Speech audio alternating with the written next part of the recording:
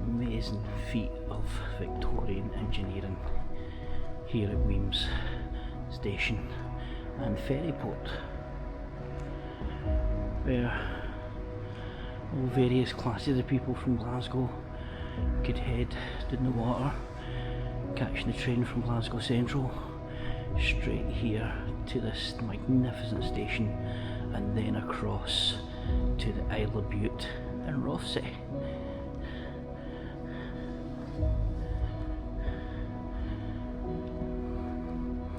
So to imagine back in the day when literally thousands of people would have made this journey.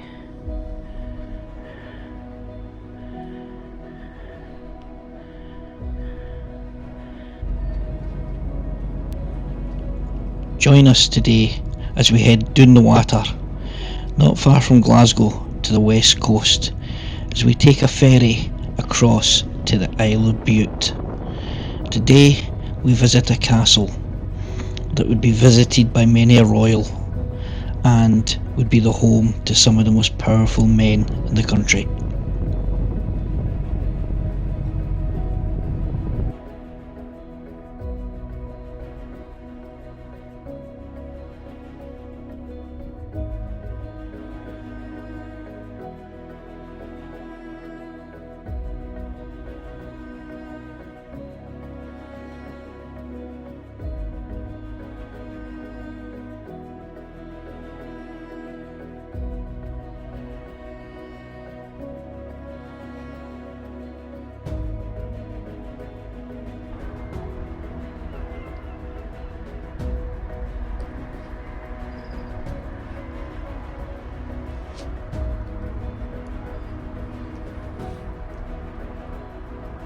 Well, now for another day's adventure as we head to the seat of the Stuarts, the magnificent Rothsay Castle.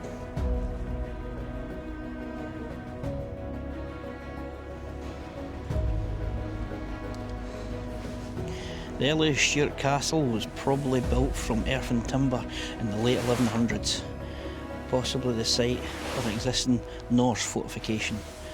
But by 1230, the family had constructed the stone curtain wall and later added the towers. The interesting thing about this castle is it's the only one in Scotland that is a completely circular curtain wall. Yep, and only one of, I think, two that actually has a moat surrounding it still. And the moat, when it was built, would have originally been fed by water from the nearby ocean.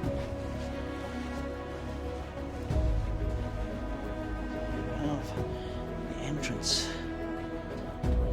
to the castle. Where did they say the dungeon was?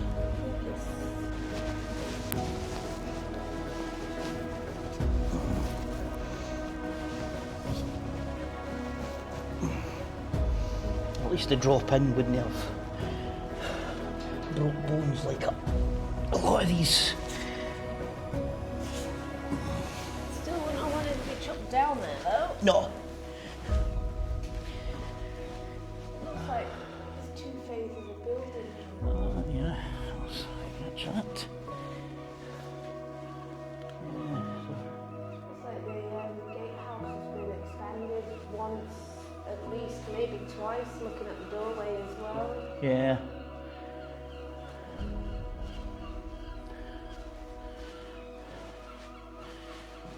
And gun loops. Yeah, those are definitely later if they're gun loops. So the borough of Rothsay received its royal charter in the 1400s, and the witnesses were the King's brother, the Duke of Albany, King's heir, David, Duke of Rothsay. We'll explain a lot about that here a bit later on.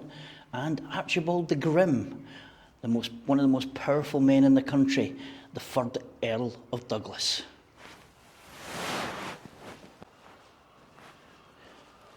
So again, even if you'd made it through the first gate, you've still got this big portcullis area here. You can see where the doors were inset. Yeah.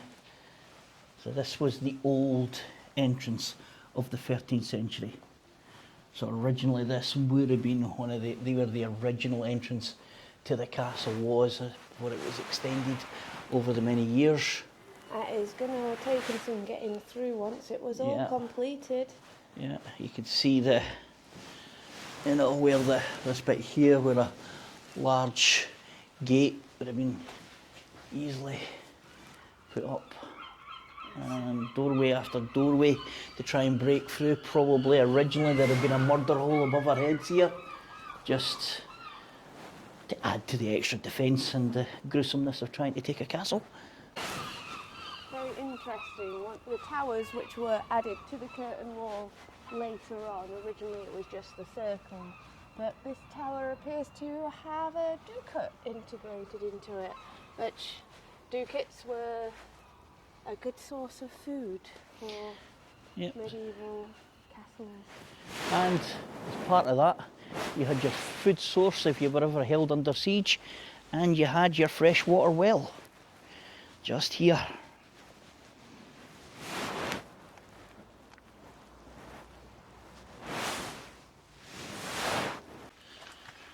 So in here you get a classic example of the many years of different construction, how bits were rubbed out and built over to strengthen walls or adapted for living within that period there, you see.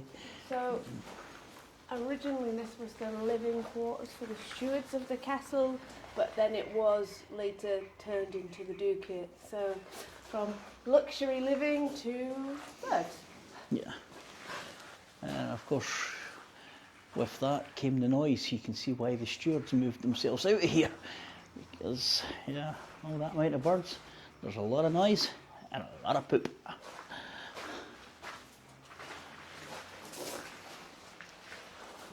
So yeah, you can see how they adapted once living area, and then the fireplace taken out, which was there, as it changed use over the years.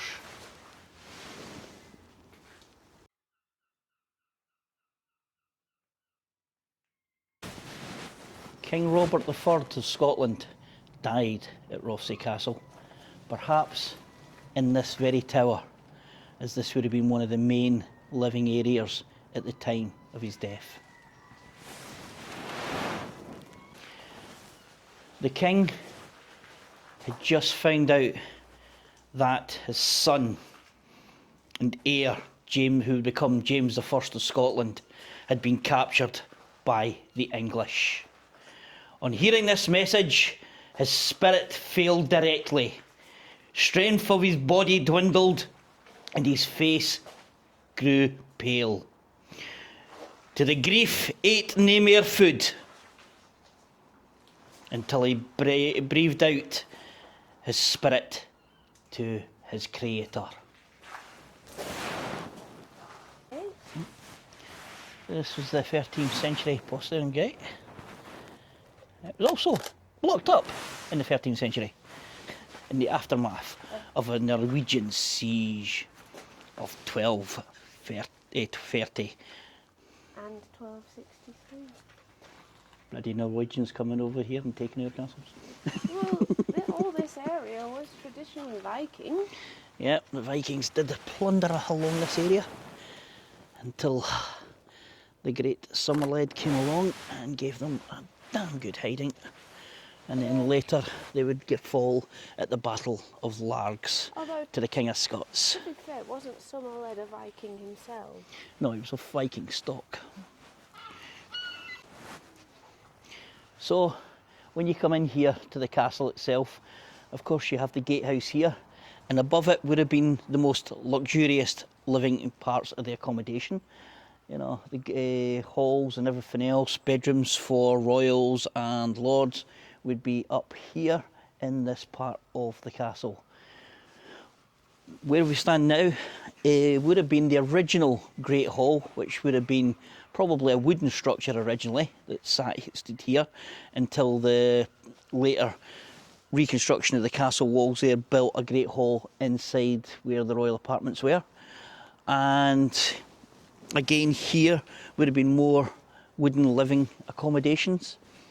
And of course, built in stone behind us was the chapel.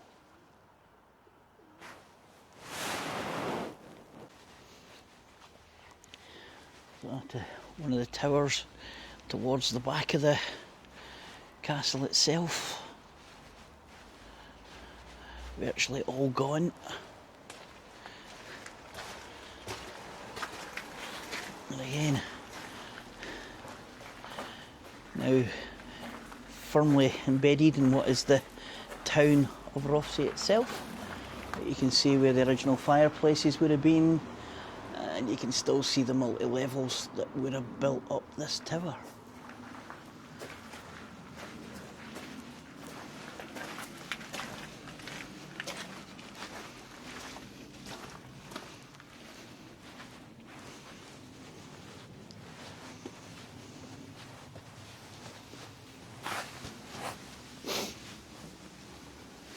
Nothing to see here, it's just a wee room. Just a wee room to the back next to the tower, probably. Probably some form of storage chamber. Yeah. Certainly not big enough to have any other use, and there's no sign for it being a zoo. Unless it was part of the wee sort of guard tower for this particular tower itself. Yeah. Or where staff could have waited, but who knows, but yeah, probably more likely. I mean, this castle's been remodelled several times, so... Yeah. The chapel in front of us. Very nice one. Yeah. Usually the chapels themselves in most medieval castles were just built into a hall as part of the main, but this was a purpose-built chapel off the walls on its own, showing you the importance of religion back in the day, especially when you've got the most powerful men in the country actually living here on a regular basis.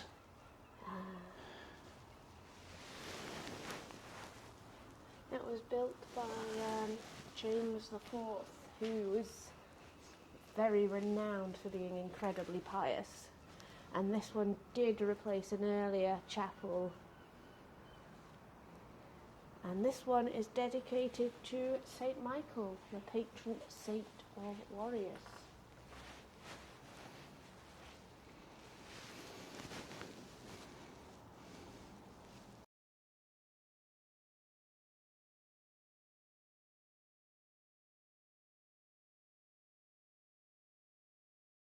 So we are currently in the basement area. The chapel itself was on the first floor, and it would have been reached by an exterior stone staircase.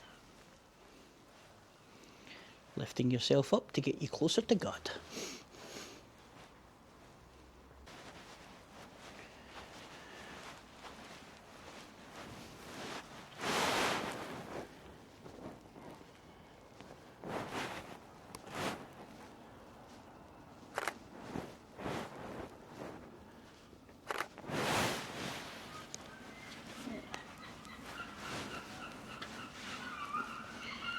Stairway to get a view of the castle.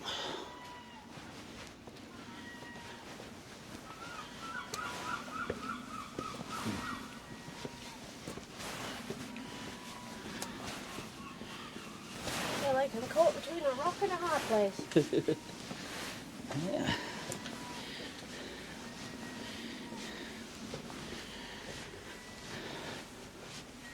So we are actually in late November here in Scotland.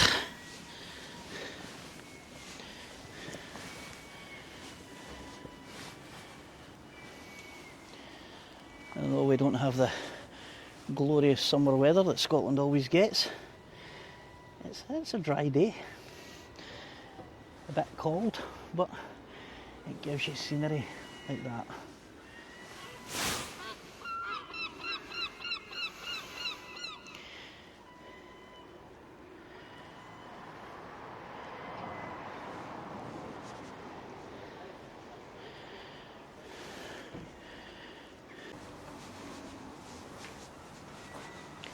So the Norwegians managed to control this island, the Isle of Bute, in the 1100s. But the Norse would be fought back, and these castles would be built to defend from their attacks. And the Norse attack in 1230 was led by Usbek. The forces hacked at the castle walls with axes, eventually winning the battle despite heavy losses. But their victory was short-lived, as a fleet of 200 Scots ships arrived here at Bute to retake the castle, and the Norwegians fled to Kintyre, where Usbek died. These are the accounts of the battle from the saga of Hanakan Hansson of the 1200s.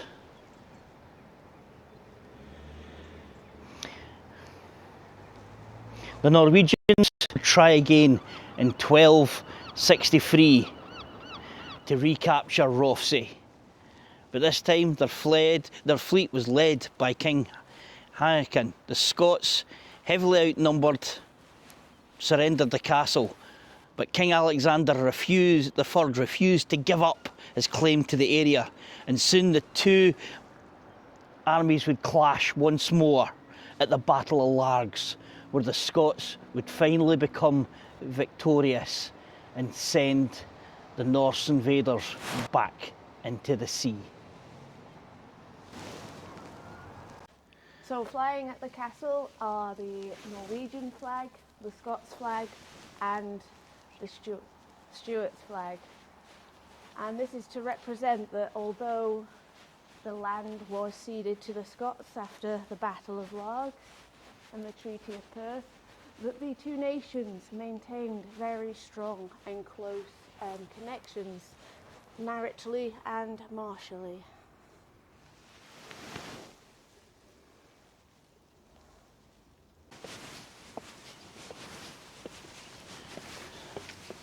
Ascending the steps up to the Great Hall and the Royal Living Quarters. And it's a good spot to actually show you the various stages of construction. Now you can see how the wall actually change as the years go on, and the methods of building actually change with time.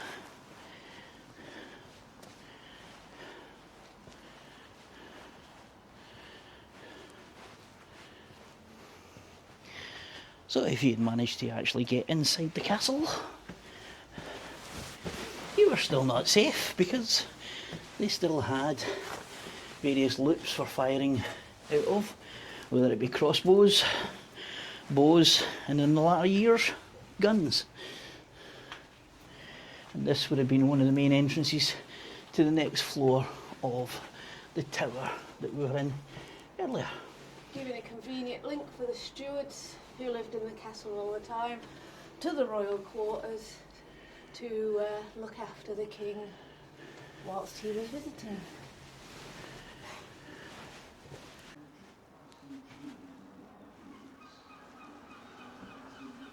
So this is the entrance to the Great Hall. In 1540, James V ordered it to be completed as soon as possible, that he might spend some time here throughout the year with his court and his queen, as it so pleased him best.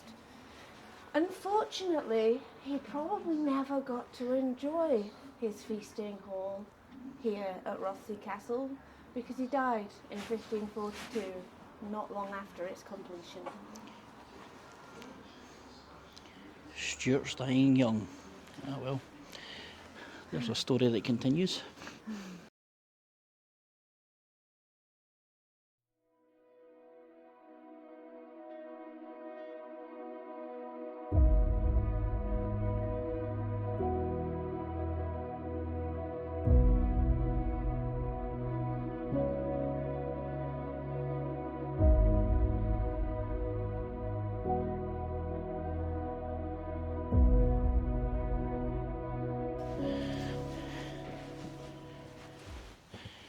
And here we have the Great Hall.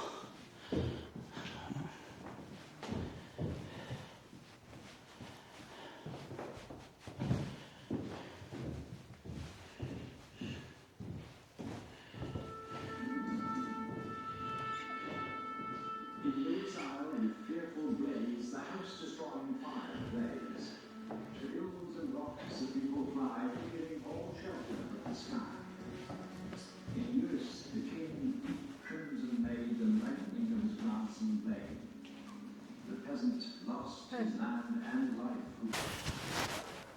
Robert Bruce, King of Scots, would actually visit Rothsay shortly after the Battle of Bannockburn, and he had a special cup made in which he and the fellow knights that fought at Bannockburn could celebrate their victory.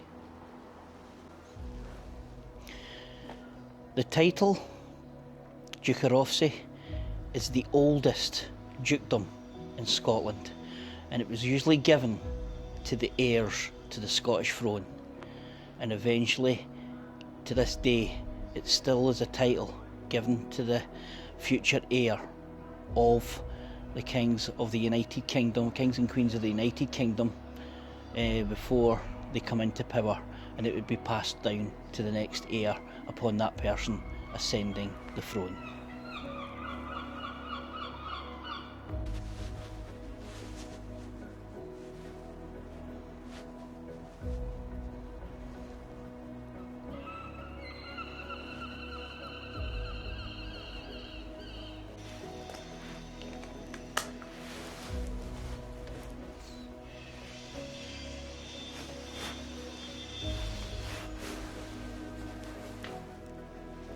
Of course, you have to feed your garrison, so this is a quernstone for making flour.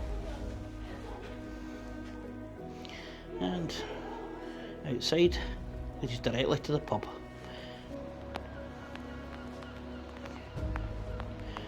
Like so many of the great castles of Scotland, Rothsay Castle would have its day, and eventually it would fall into disrepair as it no longer served the purpose of the royals who used to stay here. The Stuarts would eventually be displaced from Rothsay Castle by the Campbells during the Monmouth Rebellion, and they would take up residence here in this magnificent townhouse just outside the moat of the castle that they once owned.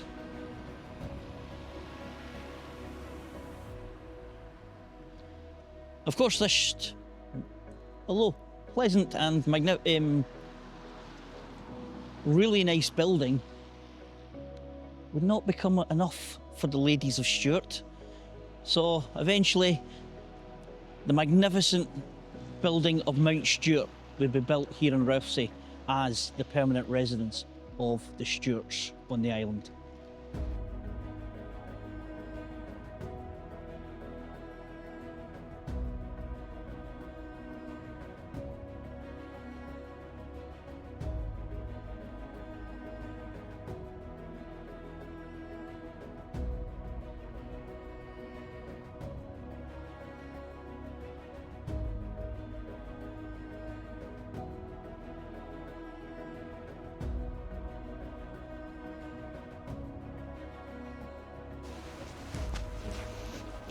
Here we have the ancient wheelie bins.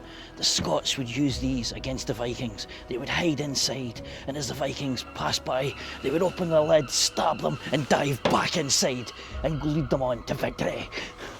Of course, they couldn't do it on a Tuesday because that was bin day and they might get lifted. That's true.